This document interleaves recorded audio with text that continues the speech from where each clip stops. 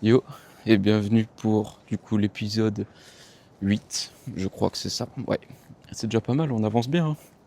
Bon, aujourd'hui, je te cache pas, je suis pas trop en forme et je suis un peu sceptique. Sceptique pourquoi? Parce que j'ai des douleurs au niveau de la jambe droite. Déjà, ça commence très mal quand tu commences ta journée avec des douleurs. Après, c'est des douleurs, mais c'est minime, tu vois, c'est pas non plus extraordinaire. Genre, ça me plie pas par terre, loin de là, on n'est pas à 5 sur 10. Voilà, on est autour de 2, allez, autour de 2 max, tu vois, sur 10. Ce qui veut dire que c'est largement potable, c'est largement possible de continuer à courir. Le seul hic, c'est que j'ai pas encore commencé la séance. Tu sais, on n'est même pas en effort. Le problème étant que je n'ai pas réussi à avoir une dose de sommeil assez élevée entre le boulot et du coup cette charge-là, cette charge de sport. Donc ce qui fait que je suis un peu fatigué aujourd'hui. Mais ce n'est pas grave. Il y a juste ce petit truc. Autant la fatigue, je m'en fiche. C'est pas très grave, ça arrive. Mais c'est plus la douleur. Donc là, aujourd'hui, ce sera un travail de concentration entre chaque pas que je vais poser sur le sol et toute cette fatigue musculaire que j'ai aussi au niveau du tibial postérieur. Je crois que ça se prononce comme ça. Jambe droite. On verra ensuite tout le long parce que là, j'ai 6 fois 4 minutes. Donc c'est une grosse séance quand même.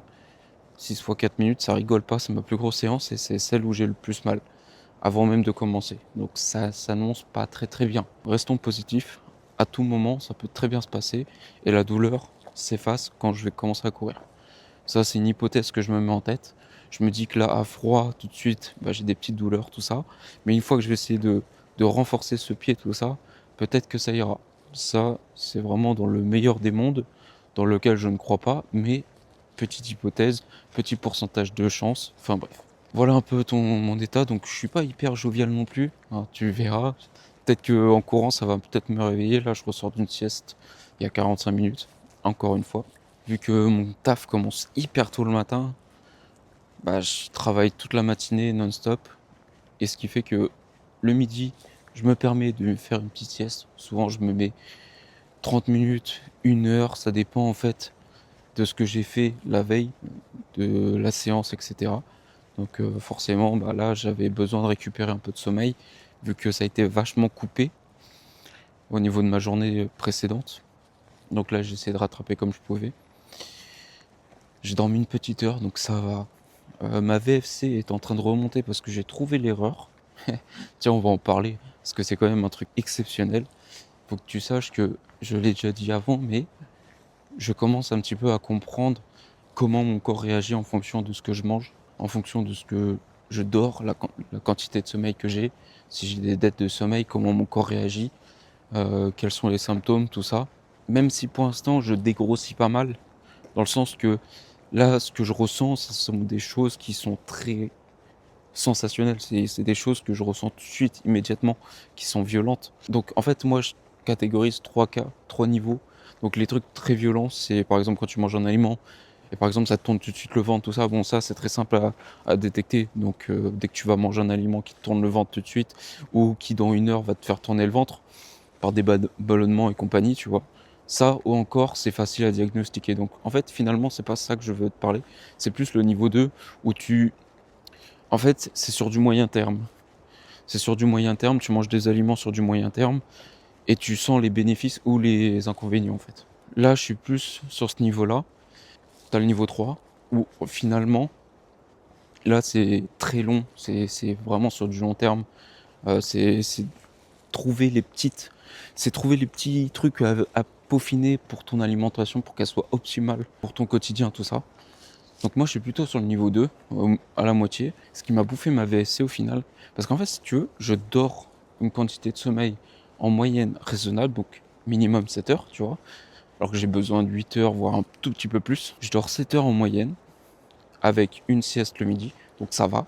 Ça fait quand même un beau package au niveau sommeil. Ensuite, au niveau de l'alimentation, il n'y a pas plus strict que moi en ce moment, parce que d'une, j'ai des problèmes avec mon estomac, et en plus de ça, j'ai envie de me guérir au maximum, j'ai envie d'avoir des bonnes performances quand je cours, j'ai envie de me donner des bons nutriments pour aller dans le bon sens et pas me blesser, tout ça, et puis même pour reconstruire tous les muscles. Et au terme de charge de travail, en vrai, ça va. Je suis pas non plus. Je fais un petit peu tous les jours, donc ça va. Je me mets pas une charge de sport de fou. Mon taf, je suis à 30 heures, donc j'ai pas le droit de me plaindre vraiment, même si je m'en plains un petit peu par moment. J'ai pas le droit de m'en plaindre, je suis à 30 heures, donc ça va. Après, niveau financier, c'est compliqué. Mais bon, je vis pas spécialement pour l'argent tant que ça me suffit pour manger tous les jours et que à la fin du mois, bah, je survis, ça me va. En plus, la nourriture maintenant ça coûte ultra cher, donc en fait, tout l'argent que j'ai, je le fous dans la bouffe, clairement, et l'essence pour aller à des endroits pour aller courir, tout ça. Ouais, c'est tout ce qui compte. Sinon, il y a rien d'exceptionnel. J'ai pas de hobby autre, tu vois, genre je m'amuse pas à aller faire des restos, je m'amuse pas à aller faire des activités genre quelconques, cinéma, tout ça. En vrai, ça va dans l'ensemble. Encore récemment, je suis allé au cinéma, donc waouh, truc de ouf. Enfin bref, donc pour te dire, je suis quand même ultra sérieux là-dessus. Mais pour revenir au cas concret de pourquoi ma VSL elle était pas ouf, ça s'est joué sur un petit détail. Un petit détail qui a quand même son importance. Pourquoi je te dis ça? Parce qu'en fait, genre je mangeais bien, tout ça, je dormais assez bien, mais je comprenais pas, ma VSC était en chute libre H24. Et j'étais dans le mauvais, tout ça. Pourquoi on parle de VFC? C'est un truc, c'est un indicateur qui va te permettre de savoir ton état de forme par rapport à ton cœur, tout ça. En gros, c'est la variabilité de la fréquence cardiaque. Voilà, comment réagit ton cœur au niveau des battements, tout ça. Et je sais qu'il y a des coureurs, exemple Mathieu Blanchard, qui lui, pour des raisons purement professionnelles, etc., quand s'il a une VFC basse, il stoppe grandement ses gros exercices pour justement attendre qu'elle remonte. Et une fois qu'elle est en bonne forme, et bah lui, il reprend les gros exercices à fond. Moi, j'aime bien avoir cet indicateur quand même dans le verre. Alors, c'est rien. Moi, je peux jouer au feeling aussi avec mon corps, tout ça. Je le fais. Mais j'aime bien avoir quand même un suivi secondaire, sachant que maintenant, les montres connectées sont assez précises là-dessus. Après, le mieux, je pense que ce serait la ceinture autour du ventre. Mais bon, je vais pas m'amuser à porter ça toute la journée. Mais bon, la montre, apparemment, elle est quand même assez précise. Donc, on va garder cet indicateur-là pour la suite. Et sauf que moi, je comprenais pas. J'avais beau essayer de bien manger, essayer de me coucher tôt, essayer de dormir. Déjà, mes nuits, elles étaient infectes. Genre, quand je vous dis infect, c'est infect. Je me réveillais tout le temps, j'étais fatigué. Quand je me réveillais le matin, j'avais pas forcément l'impression d'avoir bien dormi, tout ça. Je me suis posé des questions, savoir pourquoi j'avais ce problème-là, pourquoi je dormais mal, pourquoi tout ça. Et puis je comprenais pas, putain, je regardais tout de A à Z, de toute mon alimentation, tout ça, tout ça. Je- Ma journée, j'essayais de voir si c'était trop de sport avec le taf mélangé. Je comprenais pas. Il y avait trop de trucs. Pourtant, je faisais tout bien. Et c'est venu sur un détail. Un détail, mais tellement minime. C'est la caféine. Alors là, tu vas me dire, bah c'était logique. Oui, mais sauf que je ne bois pas de café. Je bois pas de café, ou je bois plus de café. Avant, je buvais énormément de café, tout ça. Et depuis que j'ai des problèmes d'intestin, tout ça, je me suis contenté d'arrêter le café, les boissons énergisantes, tout ça. Et depuis, bon, c'est déjà un bienfait de fou. Mais le problème, c'est que je me retrouve dans une situation où, pas je bois plus de café, mais c'est quand même la faute du café. Et pourquoi? Parce que j'ai acheté, maintenant je bois de la Ricoré. Donc c'est un petit détail, mais qui a quand même son importance, parce que la Ricoré c'est déjà très bon pour ton corps. C'est du magnésium, on en manque tous. Il y a de la fibre, donc on en a besoin entre 25 et 30 grammes par jour.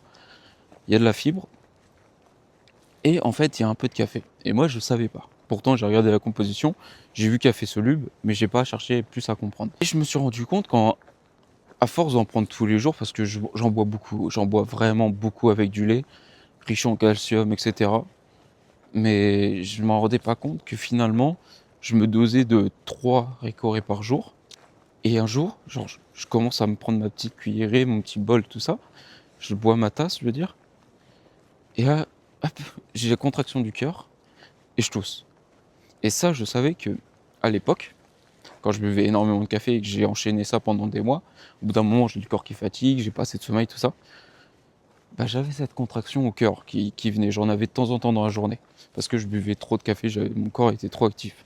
Et c'est une des raisons de pourquoi tu me vois en ce moment très calme, tout ça, parce que d'une, c'est ma nature, et deux, je bois pas de café. Donc forcément, j'ai le corps qui est très apaisé, très calme, très terre à terre, on va dire ça comme ça. Parce que par contre, quand je me dose de café, vous êtes pas prêts, hein. Mais bon, en général, ça n'arrivera plus. Pour terminer, café soluble, ricoré. Je dis putain, le gros débile que je suis. Je décide d'arrêter la ricoré dans la journée, plus que le matin en fait. Je me reprends une dose le matin pour me réveiller un petit peu. Voilà, c'est mon petit plaisir matinal avec un petit peu de nourriture, de la protéine, tout ça. Et en fait, le reste de la journée, vu que je bois que de l'eau finalement, pour avoir un petit peu de goût, pour avoir un petit peu de plaisir à boire quelque chose, etc. dans ma journée, bah, je me refais des tasses de ricoré. Mais par contre, là, je me prends de, de la ricoré aux céréales et sans café. Et du coup, c'est déjà beaucoup plus appréciable. Et là, mes nuits, elles sont extraordinaires. Genre, je te jure, j'étais en train d'arrêter pour la première fois, donc pour ma première journée, la ricoré. Le soir même, je m'endors, je me réveille, je fais putain, j'ai écrasé, mais comme jamais, frère. J'ai trop bien dormi. Je regarde ma montre, sommeil super profond ou ultra profond, je sais pas comment il dit. Le jour suivant, je refais pareil. Qu'une ricorée le matin, et sinon le reste, c'est sans café. Et je te jure que mes nuits elles sont extraordinaires. Elles marquent encore sommeil super profond, tout ça. Et je le ressens, tu vois, même moi, quand je me réveille, je me dis, ah, ça fait du bien. Alors que j'ai dormi la même heure qu'avant. Et je me suis moins levé la nuit que d'habitude. Je me lève toujours une fois, c'est la base. Il faut juste aller pisser, donc tranquille. Mais sinon, j'ai découvert un truc de fou. Donc variabilité de la fréquence cardiaque qui est un peu meilleure. Donc tant mieux, elle monte petit à petit. C'est pas encore résolu parce que c'est un calcul qui se fait sur plusieurs jours. Mais j'espère qu'elle va revenir à la norme bientôt. Parce que je l'ai été, puis d'un coup elle a chuté. Parce que j'ai enchaîné des nuits et des boulots, un boulot de merde. Donc forcément, j'ai été fatigué. Enfin, bref. Donc voilà. Bon, trêve de conneries, parce que c'est bien drôle de parler de ma vie, de parler de mes problèmes de santé et tout ça. Mais j'aime bien, tu vois, vous parler de ça, parce que c'est des trucs qui sont nuls. Vraiment, c'est nul hein, d'en parler. Mais je pense que pour certaines personnes, ça peut les aider à les écouter pour une fois. Parce que moi, je sais que tous les jours, quand je me réveille, tout le long de la journée, j'analyse mon corps. Il y a une douleur, paf, comprendre pourquoi. Que ce soit musculaire ou au niveau des organes, tu vois, j'écoute énormément. C'est mon train de vie quotidien. C'est peut-être nul pour certains, mais j'ai que ça à faire et j'ai envie de savoir si j'ai des problèmes de santé, etc. Bon, on va s'échauffer parce que là, d'ailleurs, j'ai plus mal à la cheville. Tu vois, le fait de vous parler, ça m'a complètement fait oublier que j'avais mal. Donc tant mieux. Bon, on va s'échauffer vite fait dans ce petit coin que je ne connais pas. Aujourd'hui, je vais annoncer grosse flotte. Ça risquerait d'être drôle. J'ai pris le micro quand même, mais parce qu'on est entre les arbres, donc je me permets de le faire. Mais sinon, ça devrait le faire. Bon allez, je m'échauffe et je vous reprends une fois qu'on commence l'entraînement, les 6 x 4 minutes. Je rappelle, avec une minute de récup, bien évidemment, en marchant activement, moi c'est toujours tranquille. Et normalement, la journée elle sera terminée. Allez, je vous reprends tout de suite. Échauffement terminé, on est prêt à lancer le chrono, enfin. 6 x 4 minutes, ça devrait le faire, ça devrait être facile. Maintenant, plus qu'à se lancer réellement sur le sujet. Donc, on commence dans 3, 2, 1, let's go. On lance tout de suite. C'est parti, on va courir vraiment tranquillement, 6,40 comme d'habitude. Objectif, on se met en mode autonomie 100% et let's go. On a fini notre premier 6 minutes, on a couru en 6 minutes 37, donc c'est parfait. Sachant que j'avais peur d'être parti trop vite, au début je partais vachement vite. Après je me décide de ralentir, parce que je trouve que je vais trop vite.